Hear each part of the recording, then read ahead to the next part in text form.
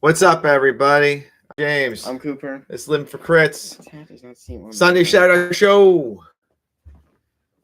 Nice hat. It's not like you're trying to become a gnome. You're trying to be Wart from, was it, Over the Garden Wall? Yeah.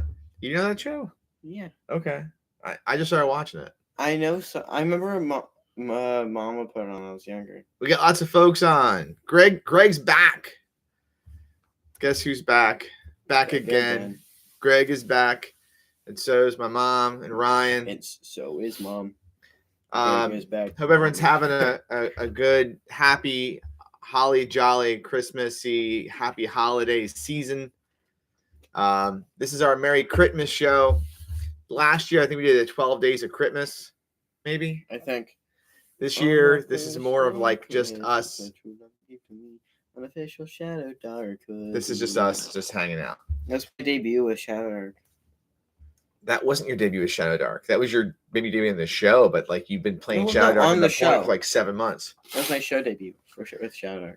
So Judge Evie was going to be on, and we had kind of planned for that. I would say, unfortunately, her tonsils came out Tuesday, and her adenoids. I guess they ripped all that crap out, and so she will not be on tonight. She did wish to send her best to Greg. And she did get through a game of Shadowdark today at the Runehammer store. We all did. Eli was there. Cooper was there. Evie was there. All of us playing Shadowdark today at the Runehammer store. If you haven't played the Runehammer store yet or been to the Runehammer store in Philadelphia yet, it is up in like around the Fishtown area. It is an amazing store. Cooper, your thoughts on the Runehammer store? Good. There you go. It was good. I liked it. So the chat's open. We're gonna be just talking through some stuff here. You could say we're gonna be yapping. We're gonna be yapping. They'll be yapping. All right, tales from the table. First things first, and I'm gonna say this very briefly because I think the plan for right now, we'll do this next week. Is next week we will do a Hot Springs Island wrap up show. What do you think about that, Cooper? Just talk about our 5 sessions of Hot Springs Island with Shadowdark. We did finish this playthrough that we had of Hot Springs Island. We did get through. It was 5 sessions, 5 dead PCs, 3 dead NPCs or hirelings. So it was 2 dead by choice. Not by choice as much as one of them was our choice. No, actually 2. Yeah, you're right. It was 2 that you guys killed. 2 that could have been allies. 1 that had been an ally, played by a character, gone. So that was a rough one. The tale of Jasuziel will go on. Jasuziel lived, right? Jasuziel. Yeah, he's still on the island. And trapped on the island. Poor Kyle, his character forever trapped as everyone else got off the island. But I think next week we're going to talk through more about, it'll be like our end of year show, our end of year wrap up, and we'll discuss more about Hot Springs Island and how it played with Shadowdark. Got some strong feelings, good feelings, but strong feelings. I don't know if I'd run it again as a first level adventure, but then again, the high death toll. I mean, how do you start new characters? Anyway, let's not worry about that. Let's talk about how we celebrated Critmas today. And we celebrated Critmas at the Runehammer store, essentially, with an awesome adventure. I thought it was awesome. We'll get Cooper's take here in a second. Last game of the year there, too. Last game of the year for us and for them. Last RPG of the year. Maybe we'll get some Battletech in maybe tomorrow. We'll get some RPGing next. Actually, and we have RPGing next week. Or, sorry, Battletech next week. You can get Logan and Parker to play Battletech with us. We could set that up. Yeah. You should message them and tell them to bring their friggin' mechs. They got mechs. They got Eagles mechs. A year and a half ago. A year like 2 months ago. Huh. Anyway, let's focus off of Battletech and onto Shadowdark, what the folks are here for. So today at the Runehammer store, so we have Righteous Val that came to us from Bill Harvett. And all the folks over there at the Crawl Club, right? They have that right? I think so, yeah. Yeah, at Crawl Club. So it's the front. It says OSR at the bottom, and then it says RPG Zine, which I guess that's just. And then yeah, Crawl Club. Yeah, crawlclub.com. There you go. He's gone. We got a sticker. And it says crawlclub.com. Yes, that's where the swag is sold. Yeah, I know. Great reflection. We're so washed out. Our color is so bad. We are so like low tech. I mean, this camera's 1080p. Yeah, I know. Thanks. It's not bad. Merry Christmas. Okay. Merry Chrysler. Anyway, so we ran the Lich King of Ol, which is an adventure for 1st to 5th level. But I went into a lot of modifying for this adventure, and we did essentially the first part of this, not even the whole thing, like half of the first thing. And I did the Fortress Duncan segment, and I didn't want to have our Critmas adventure be something that was just a normal game. Nothing wrong with the adventure out of this book and how Bill wrote this stuff. This stuff is great. Highly recommended. But I like to run con games with a twist. So what was the twist today? What did we actually play today? I think what you're wearing is self-explanatory. We played Mothership. So we at the table as the players, they played Mothership. Their characters played Shadowdark.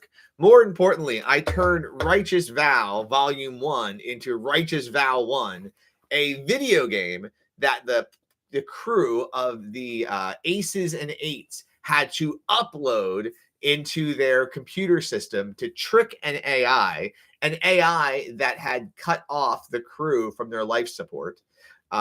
They had to trick the AI into playing a game and defeat the AI in the game in order to get the life support to turn back on. But hacking themselves Matrix style into the game to make them forget some of themselves. So the players had no idea that they were in a sci-fi game until it was revealed to them as the game progressed. When did you ever figure it out, or was it only when we figured it out in the second room that it was fake, but not that it was a video? Did you figure out what you're on a ship? We figured out it was fake and a simulation by the time we walked into the room with the 2 rugs.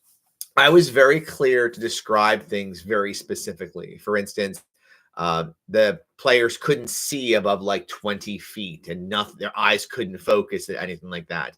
That the giant cyclops running around had a beam eye that was scanning. That the rugs looked identical to each other, and like the walls had a very specific pattern. The idea being, if you're playing like a Nintendo style RPG, like Final Fantasy, everything's a copy and a paste of itself. Because they didn't want to like make. Well, they didn't have the memory. And they didn't want to make new textures for everything. They didn't have the memory to do that. And so it had to just be copy and pasted the previous thing because it saves memory. And the walls being impossibly thin. Stone walls, but when they go room to room, it looked like the walls were super, super thin. So in the last third of the game, at that point, torch timers out the window. They kind of solved the puzzle of they needed to take down. They needed to find a way to take down the AI. Its name was Osiris, that was in the system. Once they did that, and they got, I let the player characters got out of the game. They were now on the ship, but the ship was still sort of corrupted by Righteous Vow 1, the video game. It's like a virus video game. It's like you guys uploaded it like a virus, and you played BB from the last Mothership game. So BB was involved. His name should have been, instead of BB McCleary or whatever it was, should have been BB McDoobie. Once the party got out, I instead of a torch timer, I said a death timer. That at the end of a certain time, all their characters died unless they finished the solution, which was they had to sort of get the virus out of the system that they had created themselves. And there was a scene towards the end where some of the characters had to hack back into the video game. Some of the characters were outside with their Mothership characters doing things like turning on God mode. and resurrecting all their dead PCs. There were so many commands that were running through my mind that would have been so broken. But you could have done them. Like if we were still in the game and you had like a big boss, we could have done one console command that made it so that everything automatically hits. Or everything automatically crits. It was a pretty cool end. Or I thought. Did you find it interesting? Was it a different spin? You've played so much Shadowdark. How was this compared to some of the games you've done before? Better. I think the fact that you were going between different like dimensions of games made it cooler. There we go. Let's put Mothership out there. It is an amazing box. It's so good. There you go. So that was our how we celebrated Critmas today, essentially at the Runehammer store. And then we won't talk about like what else you bought there because it might be gifts. You never know. And I believe at the end of January we'll be back over there. So that was that. I think we're going to drift into the questions from the void now. We got quite a few 3 questions that came over since we were not here last week. Sorry, I was under the weather. But we're going to go through these questions, all right? And this will be cool. Here we go. All right, so we've got Ryan has sent 2 questions, and Brian has sent 1 question. So we're gonna bounce around these questions here. I love that Ryan's questions are questions to you, Cooper. Mm-hmm. Yeah. Here, I'm gonna open this one up, and you can look at this. Here, can I pull this out? I can't. Look at questions for you, Cooper. I know. Normal. This is great. It's okay. All right. So hey, it says you can answer as well. All right. Well, let's do Ryan's questions first. Here we go. All right. This is from Ryan West. Let's present some questions for Cooper. What do you love about Shadowdark? The mechanics, the simplicity, just playing games with your dad and friends? What do you love about Shadowdark? Mechanics are simple, which makes it a lot easier because I was playing when we started playing completely new, all of us, when I was 12. So I had no idea. So I only had experience from other things. It was really easy to pick up. Like it was really easy to like get the hang of. Really easy. Like I'm saying easily way too much. It's okay. That's fine. Just it's really easily to easily get the easily. So you had played other games, and he asked which game system is your favorite and why. DCC, MCC, Shadowdark, Savage Worlds. You've never played. Oh, you have played. I did. I did it with my friends for a little bit, but that didn't last over the summer. Mothership. What is Shadowdark? Could you say it's your favorite RPG? I'm gonna say that. Okay. Why not? Why that compared to something else? Why not something else? If not Shadowdark, what's your second favorite RPG? Second favorite would probably be DCC and MCC since it's what I grew up playing. Okay. It's what I've played the longest, but I feel like I've done Shadowdark like more strategically. Strategically? As in like the sense that I've done more in it than I did in the other games. By far. So I have a tracker up and let's see if I can pull this up here. My fifth edition, D&D 5th edition game was so broken. So I pulled the tracker up, Cooper, and just to compare, just to put some things into perspective, okay? So between Hot Springs Island, the short Shadowdark campaign that we did where it was sort of a martial arts campaign, and our regular Shadowdark campaign where you got to 10th level, that was a total of 55 Shadowdark adventures that are in campaign mode since our first game in March of 2011. That's a lot of Shadowdark. I'm going to bet you, Cooper, that because there's a lot of people out there that have played Shadowdark a few times, and I'm going to guess that like if there was an achievement thing, you're pretty high up there in the achievements of lots of Shadow. Having a 10th level character in general is probably a pretty hard thing in Shadowdark, and you've achieved it. You should write your own rules for going past 10th level. If there aren't, I think it's messy. Kelsey hasn't made any yet. So as a comparison, Evie is always discussing the legend of the shrubs, the shrub campaign of the DCC MCC characters that became mutated with moss, and that's why it became named the Shrubs. And this legendary campaign, and according to the tracker, was where is it here? 8 sessions, followed up by a. You always have as many in Dungeons and Dojos, and that's monthly. I know. Well, there, yeah. So, oh yeah, I didn't even count Dungeons and Dojos. There's another 5 games in there you've played campaign wise. So, I mean, you've played probably like 60 games, and with one shots, about 65 games of Shadowdark. Compared to you've probably played about 20 games at maybe 25 games at DCC. So, I played a few times when I was doing D&D 5th edition, because it was a group of 8th graders. We used our minifigures that we used were Skylanders. He brought his Skylanders and we would use them. You know what? Those are good minis. I'm not gonna laugh. He also had we've used them. We've used Skylanders for boss monsters. Isn't Flinger a Skylander? I think so. Yeah. In his basement, he had this small table, and it had like a chessboard in the middle, and he would use the chessboard as for the map, as our map, so we could have spaces to move and stuff. Look, when I was in high school and I needed a battle mat and miniatures, what I had, I didn't have a battle mat, so I had Star Wars micro machines, like. And the figures were this big, but I also had a Hero Quest board, and that was everything. It was the cantina, it was outside, it was everywhere. Greg's saying there are so many systems, you should sample them freely. I agree. In the short time I was in that game, we were so off about everything. That's okay. The fact that, because we were following the rules of, if you're not there, you don't get the XP. Yeah. We were doing that thing. So they were like level 4. I was like level 2. But in that entire thing, I had the most broken item. What was the item? So I had normal rope. And eventually, I got to turn one item in my inventory into magical. So I made my rope magical. Okay. You want to know what it was called? What? Enough rope. So it always had enough. I was like, I need enough rope. I don't think that's broken. I think it's more of an interesting magical item than someone saying I have a +5 sword.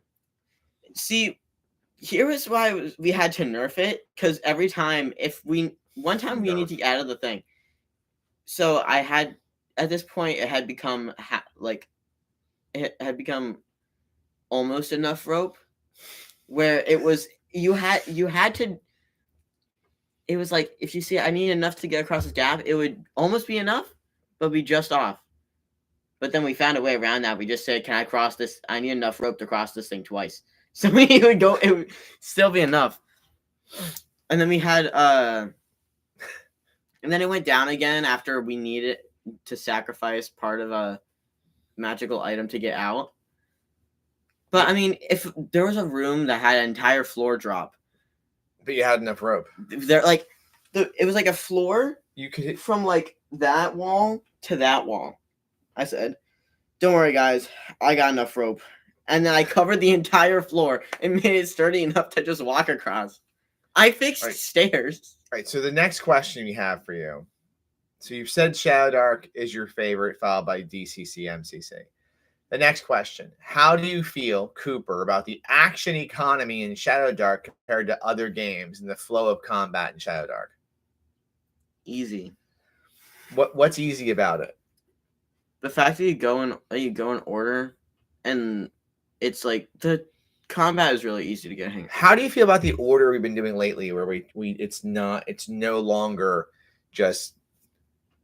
It's always on initiative. I let you go out of sequence. Do you prefer that, where you can take turns of who goes and not always be the same order? I think having it where you keep track of what you roll, and then that's the order it goes in, is a lot better. Oh, like high to lowest. Interesting. Like going in the counterclockwise manner was fine. Was good. No, I mean when you're not in combat. So like the card flip system. I mean, it's easy to keep track Yeah. of who win. But the whole system that you that you did today. Well, that's combat initiative. That's always in that order. Well, usually you had it so that we would all roll initiative and then we would go in a circle. Right. That's what it used to be. That's what it used to be. I didn't like that one. I didn't like that one. It's tough to plan. It's tough to plan because you're not going to go again for a while. It was like we'd have like a plan and then we'd be like, this is hard to execute. This is what we want to execute. But then sometimes it would end up the person we wanted to go first wouldn't be able to go first. Right. It'd be another person that had to go first. No, fair. So he says I get to answer as well. I'm gonna fire through this. What do I love about Shadowdark? So I'm gonna say what I love about Shadowdark is that it's all of the cleaned up, easy to understand, modern rules with all of the extra tidbits stripped out. So, with this, the character, the character sheets, very easy to understand. I like the way that, everything points back to a simple system, whether it's advantage, disadvantage, whether there's no fort save, reflex save. It's just, con or wisdom or charisma roll checks. I think it's really easy to come up with new ancestries because they're not bloated with lots of abilities. I think the classes are pretty balanced. Some of the third-party stuff, not so much, but easy to try it, and it's very modular. So I enjoy all of that. Which system is my favorite and why is really going to be a question of like what the day is. Like I made a Dolmenwood character on Friday. Yesterday, just to try it, and I think the Dolmenwood stuff. Fell. What was that? My hat fell. I think the Dolmenwood stuff. I'm so looking forward to those books coming out. Is such an amazing iteration of the OSE rules. Just like how I love the DCC Lankmar rules, and that they were the best version of DCC. I love what Dolmenwood's doing for OSE. So system being my favorite, that is a really tough question because I love something different about each of those systems. What I do feel strongly about is that my tastes have kind of shifted a bit, and I'm looking for games now that allow me to fill in the blanks. I really love how the OSC adventures are written in a way that if I run a published module, there's a lot of space in there for me to add stuff to it. Whereas I love DCC and I love DCC modules, how they're written, but so many of them are very detailed and exacting of what has to happen. Not that you can't break them, but it's definitely a lot more like prescribed. So right now, this is the crush. What the crush will be next year. Again, with my tracking system that I have, because, I'm nuts. In 2024, we had 40 total games of Shadowdark, down 4 from the year prior. But for 2023 and 2024, Shadowdark was our most played system. 2022, it was Savage Worlds with 40 sessions. It's a dramatic drop with DCC. 41 to so 20 in 2021, DCC or MCC was my most played system. Now in 21, I was running 2 regular games of it. So with 41 games of DCC that year, second place was Alternity with 11 sessions. In 22, first place was Savage Worlds with 40 sessions, and then DCC with 20. And then 23, Shadowdark for 44 sessions, Savage World with 36 sessions. My Deadlands campaigns were winding down. Shadow of the Demon Lord with 19 sessions, mostly as players, and then DCC to 9 sessions. We did try this year launching a DCC game on Saturdays. I think it's just hard for us to have. It's hard to have a Friday game and a Saturday game. It's just too much. Remember, we had your one friend come over, and Nikita came over that one time. Yeah, I think we're looking at how we're gonna, That was difficult because they were really new players. It was a lot of any new player coming in. It's a lot to them, Because I mean, they hadn't. It was a lot of people that hadn't played before. We had some people that played and some people that hadn't. Well, and Nikita's now in our monthly Shadowdark Dungeons and Dojos group. So, all All right, so and how do I feel about the action economy in Shadowdark compared to other games and the flow of combat? I mean, I think it's fine. I don't want to say it's better. I still like Savage Worlds' card economy for using playing cards for initiative. I still like the simplicity of OSE's initiative system. So I mean, the most important thing to me is making sure they run quickly. All right, so we're going to bounce over to Brian's questions and then go back to Ryan's last question. All right, so Brian McKay asks, Aloha judges, we're off this week to, I don't know how to say it, Aotearoa in New Zealand for a few weeks to celebrate the Christmas New Year holiday. I'm not sure if we'll play much beyond cards, but here are some questions. Our luggage limits are pretty tight going over to New Zealand, but I'm bringing my iPad with tons of game PDFs, mainly Shadowdark and DCC, just in case my son really wants to play. But it brought a question to mind. What game would you run on a vacation in a small cabin where you've not brought any big gaming material other than some PDFs? Cooper, you go first.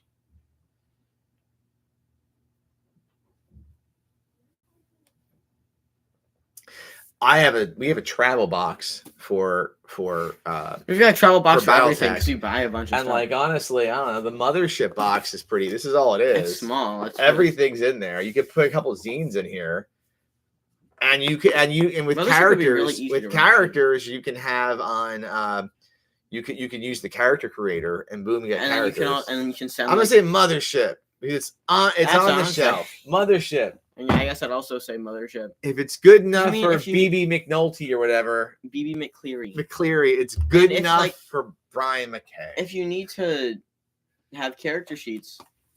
If you've not seen the quick start for Shadowdark, and I think it's out of print, but I have a print copy of it. It's a thin player's guide and a thin GM's guide. I think it handles first through third level, I think, or first through second level.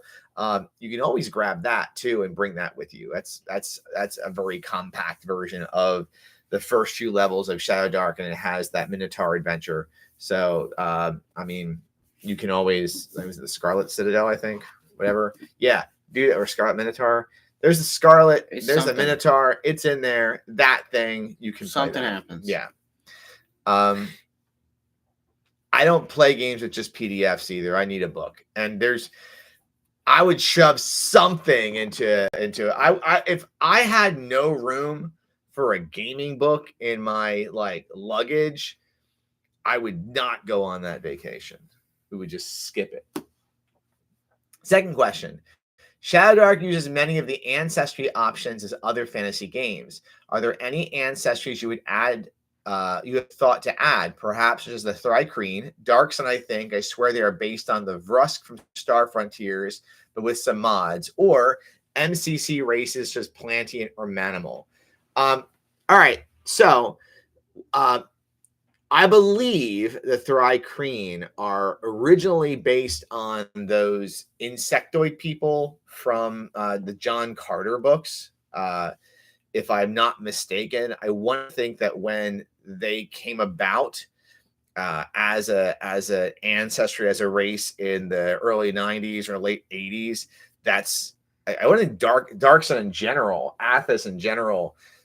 They wanted like an insectoid race for that planet because of the John Carter thoughts. So I think that's where they came from. I could be wrong. And by the way, I have ancestry stats for Thri-Kreen because I have a Dark Sun Shadowdark conversion. If you search for Dark Sun Shadowdark conversion, it is not finished, like 80% done. All of the ancestries and classes are kind of in there. And it's more of a conversion notes. There's not a lot of actual conversion. The Thark, Ryan, exactly. What I have for Thri-Kreen, and take this for what it is.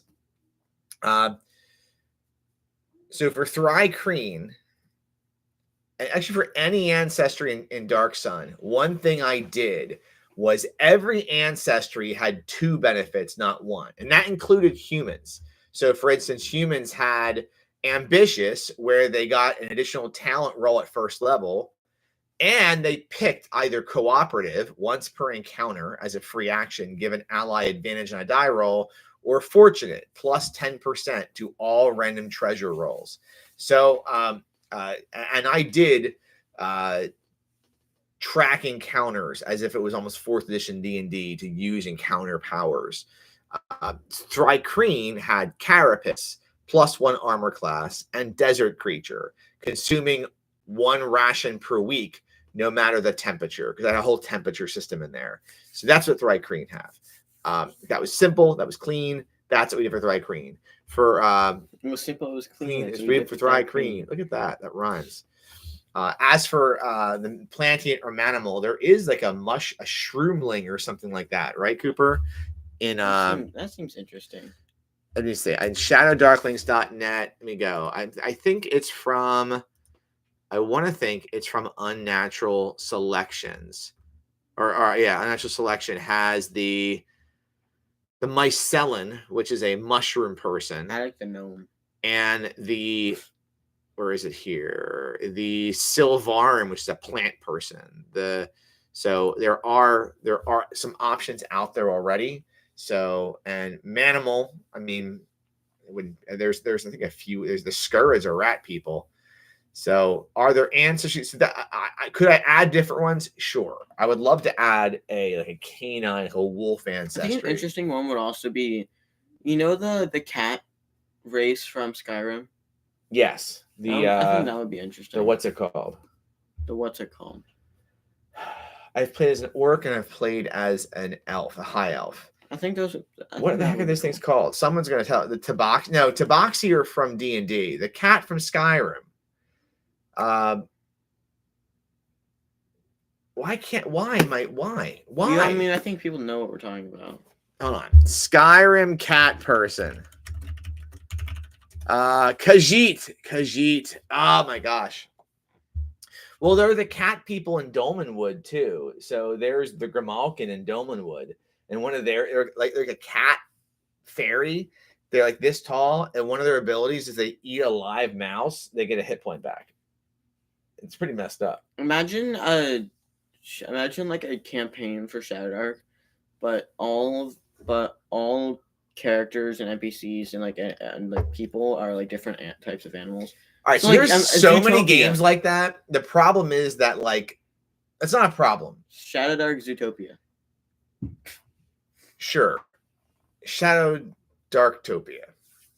All right, Ryan's saying he enjoyed the John Carter of Mars film. So do I. I love John Carter, and the books were a little dry. I tried reading one of them, and it was like, at the time I was not reading a lot, so I had a little trouble with the language and just the speed of it. But I got to give it another try. I was also reading on a Kindle, and I hate Kindles. This was like 10 years ago. All right, third question from Brian. Are there any new games or games you have not played in a while on your list to play for 2025? So Cooper and I have to reboot Fridays, and I actually have some ideas, and we'll get Cooper's reaction here as I read through the ideas for next year. So our Fridays have to kind of change a bit in what we're playing, at least because we're off the island. We're not on the island anymore. So I'm going to go through these. And these aren't new games per se. One of them is, but there's some drawbacks to some of these that we'll go through. Okay, so Cooper, let's go to the to-do list. So here. All right, so one of the options, Cooper, give me your thought. We can think about this. And I'm going to give you the pluses and minuses for each. One of them is to just start a new Shadowdark campaign in the same world that we're playing in right now, where we already have a Dungeons and Dojos game set. The last 3 Shadowdark campaigns have been set, and the OSE campaign your brother is in, technically it's just set in a very distant part of the world. So new Shadowdark. It could be like on the other side. Same world. We could do a different area, something like that. Because I think everything is taking place in like Venisium. Yes. Maybe you could have the same world, but it's on like the other. Well, I have another section of the world called Reliquary I'm working on, where it's more of a dark an alien landscape where there's something beneath the world that is starting to erupt through the world. Could start us there. Yeah, we could do that. That's an option. But Maybe that's like the also first kind of mission. horror-ish, and I don't know if... That would be a good Halloween adventure to run. Sure.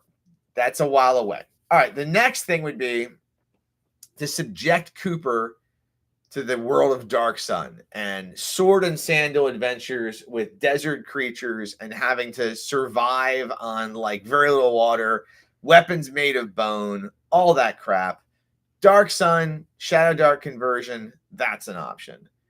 Another option, which is the issues with the first two things are, I already have a Shadowdark campaign on the monthly. I have also a Shadowdark campaign now. The game store, Runehammer store, is looking at maybe having us run stuff there more frequently.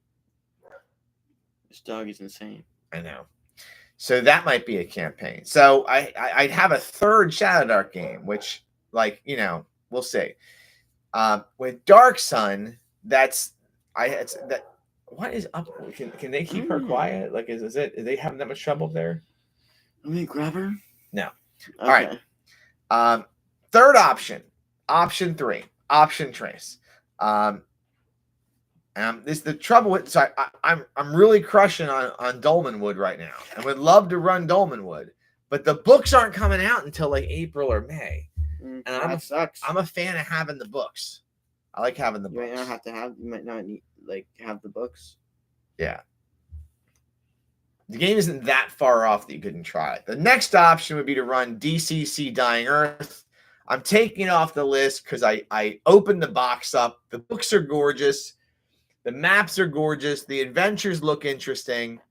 However, whenever I read DCC Dying Earth, I have such a hard time with the words and the descriptions of everything. I don't read words good. Cooper, do you read words good? Okay. The last option that's currently on the table I'm thinking of is to just do another run through a bunch of DCC modules. That might be like the easy button. And maybe there's some combination here. I don't know. So those are what we're thinking of. Greg saying, I think it would like Blades in the Dark. I don't know if I'd like Blades in the Dark. I really do personally feel like I am designed mentally, mechanically for like D20 OSR kind of systems. My brain is like the most comfortable there, like a Shadowdark or OSE or DCC or stuff like that. I don't know if I'd like Blades in the Dark. Isn't that a storytelling game? I tried that. I tried playing Wraith the Oblivion once. It was hard. I'm accused of making someone cry during that game as a player. Mm-hmm. Yeah, it's a whole thing. And Ryan says, I didn't back Dolmenwood, but I plan picking it up. Dude, it's so cool. That's actually why I'm watching Over the Garden Wall. It's supposed to have a similar kind of vibe, like that spooky forest vibe, that haunted forest vibe. So, yeah, Ryan, I right, it's a comfort thing. Nothing wrong. There's nothing wrong with, and KW saying the same thing. Nothing wrong with games like that. And like, I don't know. I understand that Mothership is a D100 based game, but there's so much not rolling in Mothership that there's a lot more interaction. Yeah, and this is what happens. You have this ability, so this can happen. And like, it's even when you roll, it's like you still manage to do it. It's not like you fail to do it. It just has something that happens. Roll under is still, to me, is very similar to rolling a D20. You're rolling dice looking for if a number is above or below something. And my problem, a lot of other games on the market, this is my issue with like the Star Wars RPGs when we played them, or White Wolf games, is when it's like rolling a whole ton of dice, hoping to have so many successes. Like Leviathans? And how you roll like 7 dice? Yeah, but you're still looking for a number. I'm talking about, so in some systems, I think Shadowrun's this way. On Shadowrun, you want to have, I think your successes are on 5s and 6s maybe, and you try to get as many D6s as possible, and you're like a bucket of D6s, and you're counting how many 5s, how many successes you got. In the old Star Wars system, you'd roll 5 kinds of dice, and you're picking out how many success dice pools. There we go, right? Dice pools. I have a hard time with dice pulls. I just do. So I feel like collectively too, with this being a show about Shadowdark, which is essentially an OSR kind of game, OSR inspired. I feel like the vibe in our viewership should probably be similar. Anyway, so any thoughts and leanings, Cooper, on at least right now, on what direction your brain would want to go, or are you like still thinking, or are you just too on the spot? Are you too on the spot right now? I mean, I think you know what I'm probably gonna pick. I have no idea what you'd pick.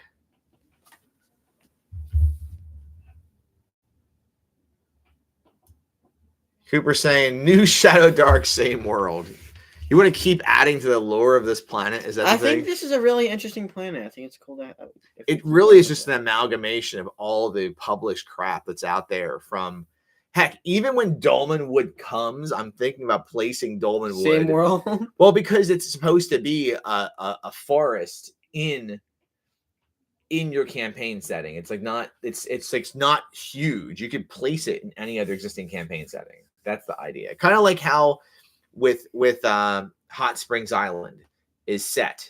There are things I've created. What are you doing with your hat? head? Got stuck in between the chair.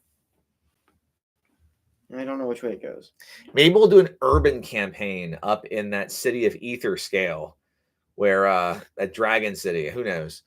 All right, I gotta think about it. Again, I'm running a lot of Shadowdark right now. Like, more can we? I really take more Shadowdark? Yeah. Because this isn't the show to have that conversation. Because everyone's going to say yes. I'm saying it's the Shadowdark show. Except Greg said Blades. No more Shadowdark, Dan. Show's canceled. That's not true. We have Dungeons and Dojos, and we have I have a whole ton of Shadowdark. Yeah, but like this, if we remove some Shadowdark, it's all falling it would apart. Just fall apart. It fall apart. No Shadowdark means no show. All right, so I think there's one more question from Ryan. Ryan. That's the order.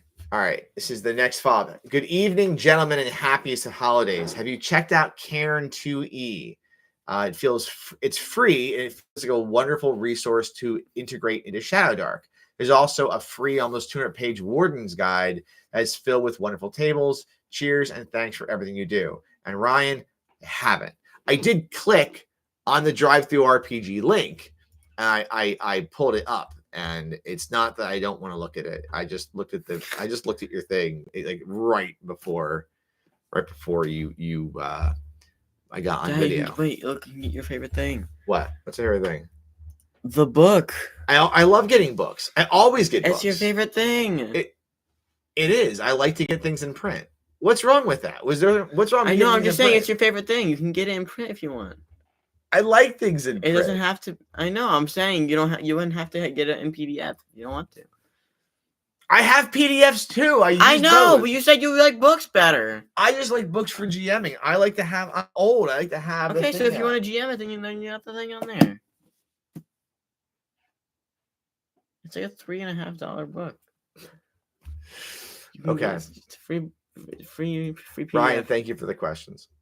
All right, we're gonna start wrapping up here at the 43-minute mark. KW saying, I don't know, Urban Shadowdark sounds pretty interesting. I really do like the Into the Cess and Citadel. So I built a city that is supposed to just pull in every area that's in that book. So there's a foundry district. There's a district for like all the plants grow and stuff. There's a district called the Towers.